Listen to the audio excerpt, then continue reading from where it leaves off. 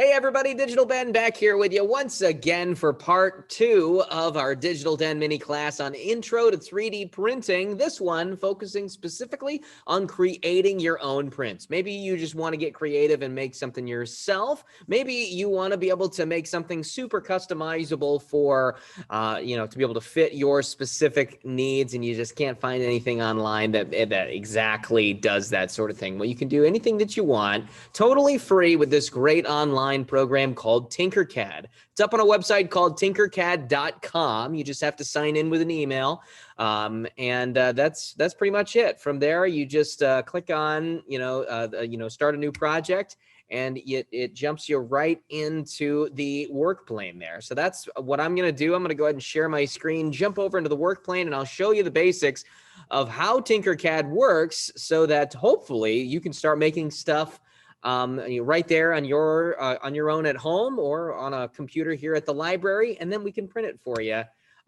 following the same guidelines for print pricing here at the Kokomo-Howard County Public Library. So without further ado, let's jump into it. All right, as you can see, I have already started my my Tinkercad project here, and it's pretty basic. This is our work plane. This is everything, the area that we have to work within, anywhere around on here. So I'm going to show you the basics of how this program works. It's pretty simple. It's basically a program that is to teach you the basics of 3D modeling so that whenever you try another CAD system or another 3D modeling system, you're not surprised by a lot of the other stuff, because this has kind of already taught you the basics. But it's great for making some basic 3D prints. I mean, super, complicated stuff, you may not be able to do, but for the basics of what we are going to be doing here, it should work just fine. So before I start building anything, I want to show you a little bit of the basics of what we have here on the screen. Top left here, this is going to be one of the ways that you can move the camera around. As you can see up here in the top left, this cube that says top. It also has some directions on it that says right and other things like that. So you can move the work plane around with this box here in the top corner. But what I recommend that you do instead is use your mouse, okay? So what you're going to do is you're going to right-click on anywhere on the work plane, and that will allow you to drag the camera around to be able to fit exactly the needs that you have as far as moving the dimensions around, okay? Or moving the work plate around.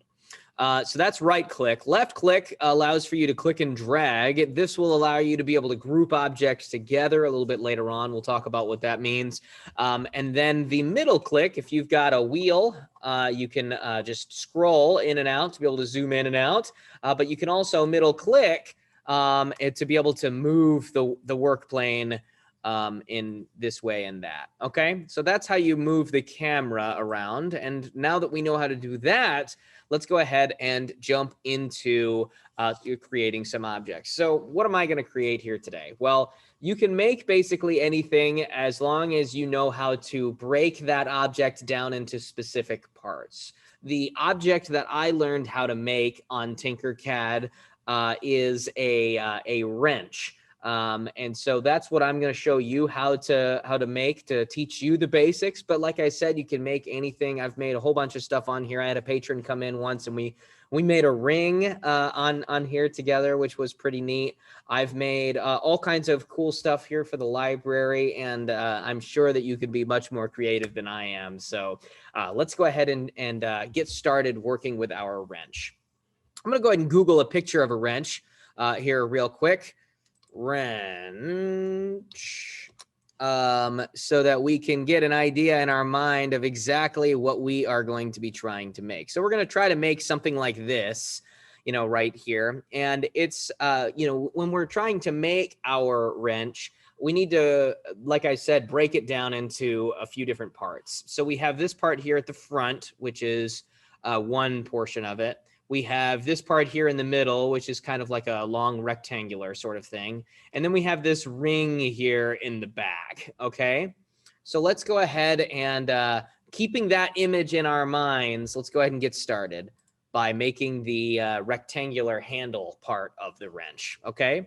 So we're gonna start out here with this box. Now, of course, that doesn't look anything like the rectangular handle, but the cool thing is that by just clicking and dragging any of the shapes, I can move it onto my work plane and then manipulate it however I would like, okay? So I can like, for example, click on one of the corners here that appears on the shape, and I can drag it to be able to fit the needs of whatever rectangular shape need that I have, okay?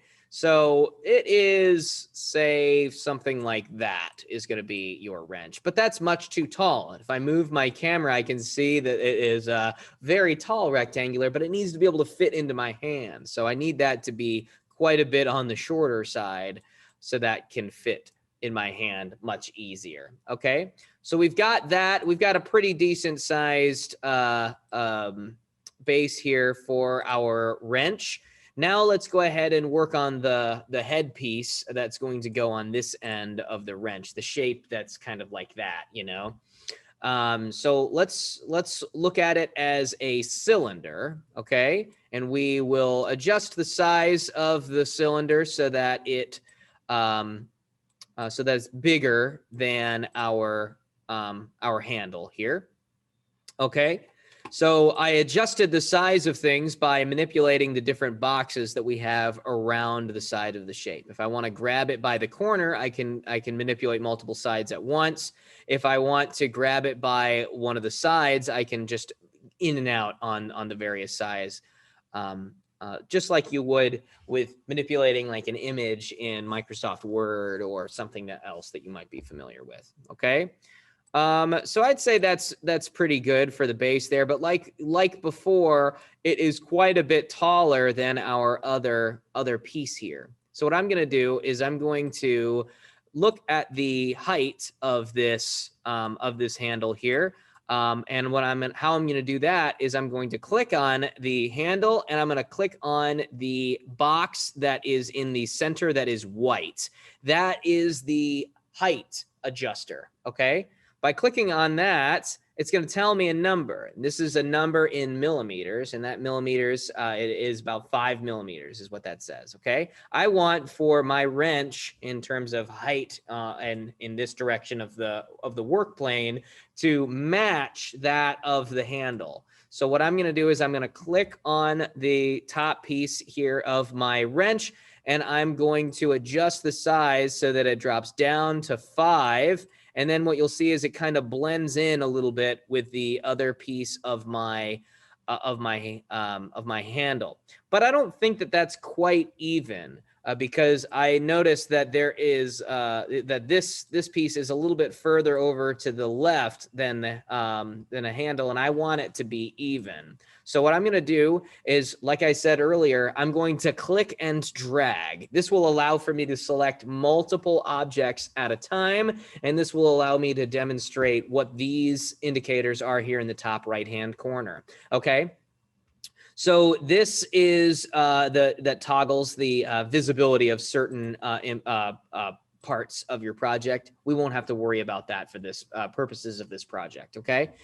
We have our group button that we don't want to click yet. I mean, I'll show you what it does by clicking on it. Basically, that's going to group these two items together, but I don't really want to have grouped them yet because they're not quite even with each other. So I'm actually going to click this button to the right of it, which is ungroup, which will allow me to take a step back. You can also press Control Z or up here in the top left, there are various shortcut tools that can help you as well. You can hit the undo button. You can trash the things that you have selected. You can duplicate and repeat things, as well as copy and paste things in another area of your work plane. Okay.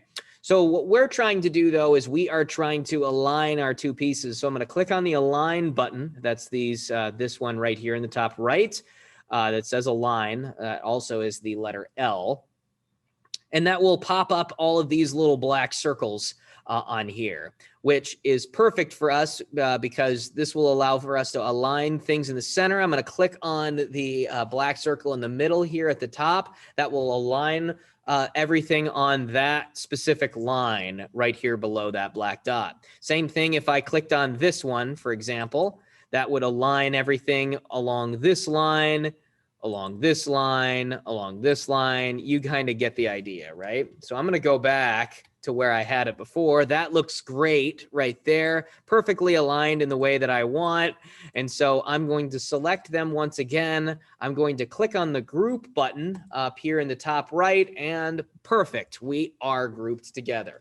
But looking back at our wrench picture here, there's a big cutout in the center here that is different from ours because obviously there's no cut there. How are we going to do that? Well, what we're going to do is we are going to create our own cut by creating an empty space, okay? You can do that either by clicking on these two here in the top right-hand corner that says box or cylinder, or you can actually choose any of the other shapes that are on this list here and just turn them into an empty space on your own. So what I'm going to do is I'm going to click on the box and I'm going to bring it onto my work plane, and I'm going to click on this button that says hole here in the top right. And that will turn that into an empty space. I'm going to move that onto my wrench here. And I'm going to highlight them both once again so that I can align them in the way that I want. I want to make sure that it's perfectly centered, just like the other stuff on my wrench. And then I'm going to go ahead and hit group on these, on all of these pieces so that it'll group it together. And perfect, it has cut out exactly what I wanted. Now, okay, for the purposes of this, it's not necessarily perfect, but you could make it that way because you can adjust things to an exact millimeter range, okay? And so if I wanted for it to be exactly, I'm gonna undo it here. If I wanted for this to be exactly 20 millimeters in terms of what the shape of the wrench would be, I could adjust it to that size, which it already is predetermined. But if I want that to be smaller and say I want it to be, 15 millimeters or something like that, I could do that shape as well based on the way that I've sized it, if that makes sense. Okay, so once again, since I adjusted things, I'm going to click on align once again. It looks like I actually had it perfectly aligned there in the center. And I'm going to click on group to be able to group them all together. And perfect, I've got them perfectly cut out for that shape of the wrench. Now I need the back piece of the wrench that is right here, this rigid back end there. So what I'm going to do is I'm going to start things off with a cylinder. Okay, and I'm going to throw that on the back side there. I'm going to move my my camera down so that I can adjust the height of it. I'm going to put that height exactly at 5, just like everything else. I'm going to make sure that these pieces are aligned in the way that I want them, and I'm going to actually move. Whoops!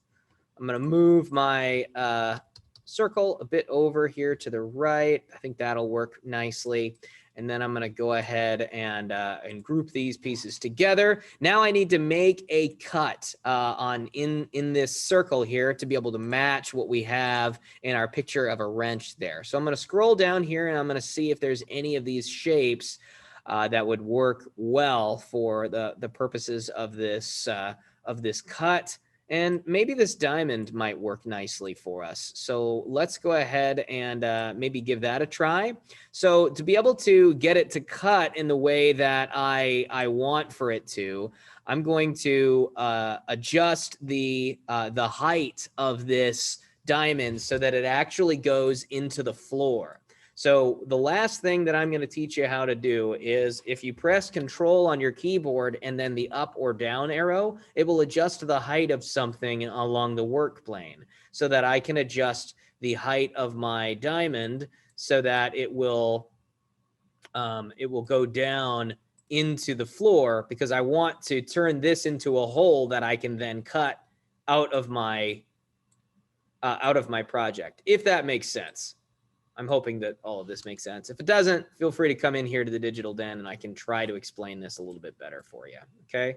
So I have adjusted the height of my diamond into the floor a little bit here. Okay.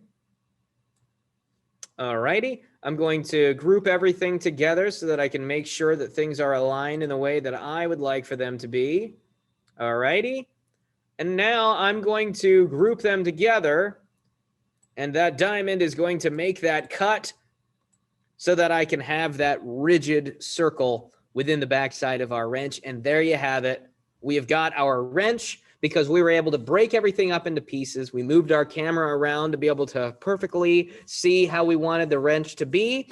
And now I could take this and I could save it.